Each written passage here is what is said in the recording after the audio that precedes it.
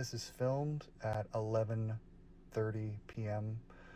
Ang ganito as kalaki I'm below at kabilis na compiling wildfire, lots of footage. naranasan mismo ng Filipino-American na si June Carlo at kanyang pamilya na nakatira sa isla ng Maui sa Hawaii. Pagka-open pa lang ng pintuan namin, ramdam na namin yung init sa mukha.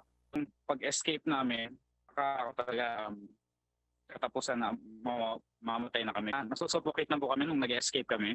Daming mga sumasabog, yung mga propane galing sa mga bahay. Anong nasa isip mo?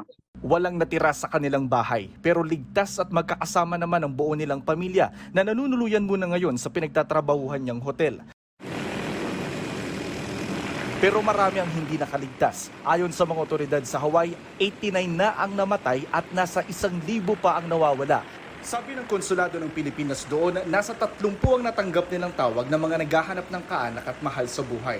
Pero sabi ng Maui Filipino Chamber of Commerce, you can say maybe just to not exaggerate, hundreds. Hundreds of Filipinos are missing? Yes. On Maui, Filipinos are the second largest in population. Maaari po totoo, but we don't want to confirm until sigurado kami. 25,000 ang Filipino-Americans sa Maui, pero almost all of them are US citizens.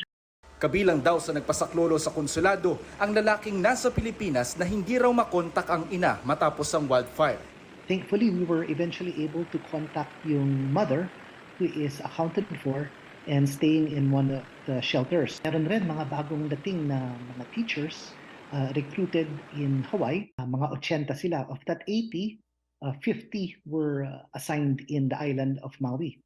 And thankfully, they are accounted for, safe, and in temporary shelters. Pahirapan daw ang paghahanap dahil bagsak ang komunikasyon at wala pa rin kuryente.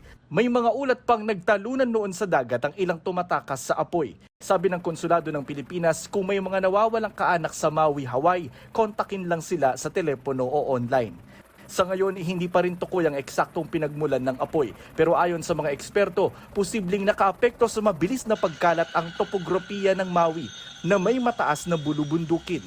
Malakas din ang hangin mula sa dagat at maraming tuyong halaman at dahon dahil sa init. Para sa GMA Integrated News, Jonathan Andal, nakatutok 24 oras. As I'm taking a look and surveying the fire, I'm actually not really in any of the wind. And then as you can see, I'm panning and turning around, and in the distance you can see some of those lights.